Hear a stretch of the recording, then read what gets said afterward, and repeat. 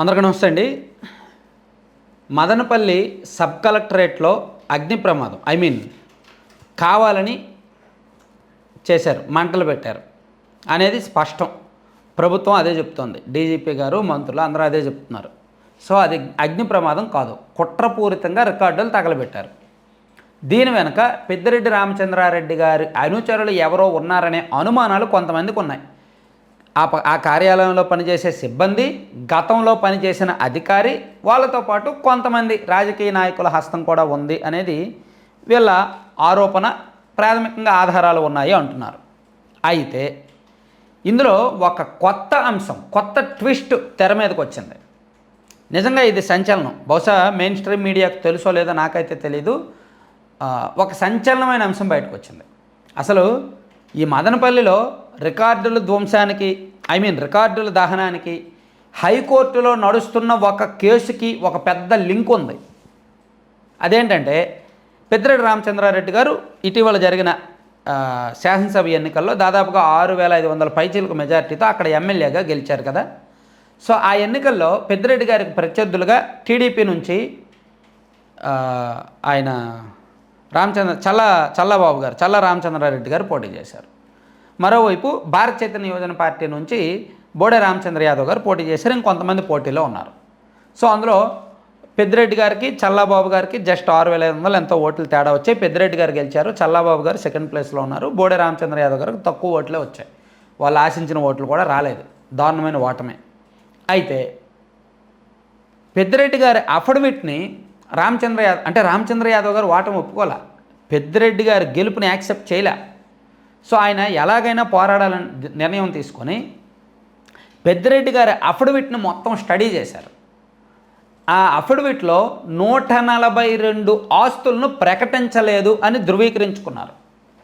పెద్దిరెడ్డి రామచంద్రారెడ్డి గారికి ఆయన కుటుంబ సభ్యుల పేరిట ఉన్న 142 ఆస్తులు అఫిడవిట్లో చూపించలేదు.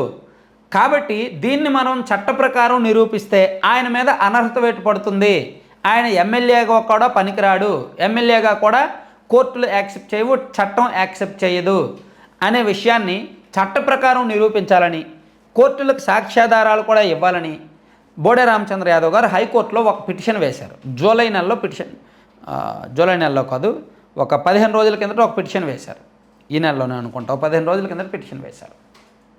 పెద్దిరెడ్డి రామచంద్రారెడ్డి గారు ఎన్నికల్లో అనర్హుడు, ఆయన ఎమ్మెల్యేగా అనర్హుడు, ఆయన అఫిడవిట్లో తప్పుడు రికార్డులు చూపించాడు, ఆయన ఆస్తులు చూపించలేదు, 142 ఆస్తులను దాచిపెట్టాడని చెప్పి ఆ 142 ఆస్తులకు సంబంధించిన డాక్యుమెంటల్ ఎవిడెన్స్ కూడా కోర్టుకి ఇచ్చారు. ఆ సర్వే నెంబర్లు, అది ఏ ఊరిలో ఉంది, ఆ ల్యాండ్ డీటెయిల్స్ ఏంటి, ఎవరి అధీనంలో ఉంది, దాని యజమాని ఎవరు, ఆస్తి ఎవరి పేరు మీద ఉంది, ఈ రికార్డులన్నీ అడంగల్లో ఆర్ఎస్ఆర్లో రికార్డులు మొత్తం, మీ భూమి రికార్డులు మొత్తం ప్రింట్లు తీసుకొని హైకోర్టుకి ఇచ్చారు. హైకోర్టు దీన్ని విచారణకు యాక్సెప్ట్ చేసింది. సాధారణంగా ఎన్నికల కేసులు ఏవైనా వచ్చినప్పుడు కోర్టులు అంత సీరియస్గా పరిగణించవు. ఏముందలే రాజకీయ కక్షలతో ఇటువంటి కేసులు చాలా వస్తాయని పక్కన పెట్టేస్తారు. కానీ ఈ కేసుని హైకోర్టు కూడా సీరియస్గా తీసుకుంది. ఎందుకంటే ఆధారాలు ఉన్నాయి, అన్ని ఆధారాలు కనిపించాయి. దాంతో హైకోర్టు సీరియస్గా తీసుకొని ఈరోజు విచారణకు వచ్చింది. ఈరోజు దాన్ని విచారణకు స్వీకరించి సెకండ్ ప్లేస్లో ఉన్న చల్లాబాబు గారికి నోటీసులు పంపించింది, మీరు కూడా ఇంప్లీడ్ అవ్వండి ఈ పిటిషన్లో అని. ఎందుకంటే అక్కడ పెద్దిరెడ్డి గారి మీద అనర్హత పడితే ఇమీడియట్గా అక్కడ ఎమ్మెల్యే అయ్యేది చల్లాబాబు గారే. కాబట్టి ఆయనకు కూడా ఇంప్లీడ్ పిటిషన్ వేసుకోమని, ఇంప్లీడ్ అవ్వమని హైకోర్టు నుంచి నోటీసులు వెళ్ళాయి. సో ఇప్పుడు ఆయన కూడా ఇంప్లీడ్ అవుతారు. ఆయన కూడా పెద్దిరెడ్డి గారికి వ్యతిరేకంగా ఆధారాలు కోర్టుకి ఇవ్వాల్సి ఉంటుంది, వాదనలు వినిపించాల్సి ఉంటుంది.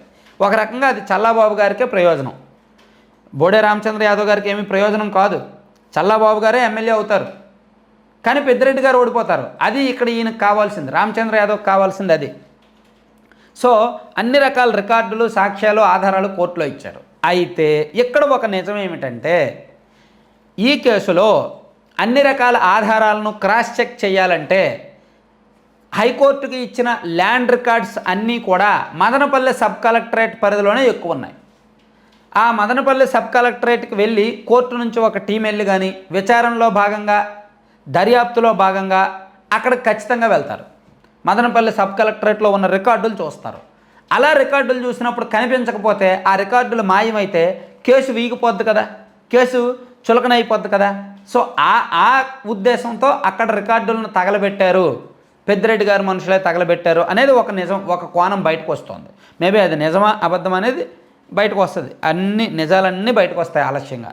కానీ ఇప్పుడు కోర్టుకు కూడా ఈ విషయాన్ని చెప్పారు. మదనపల్లి సబ్ కలెక్టరేట్లో రికార్డులు తగలబెట్టారు, ఈ కేసుకు సంబంధించిన 142 అక్రమాస్తుల రికార్డులు కూడా అందులో ఉన్నాయి, ఆ రికార్డుల్లో ఉన్నాయి, అవి వాటిని ఇప్పుడు తగలబెట్టేశారు కావాలని అని కోర్టుకి వీళ్ళు చెప్పారనమాట.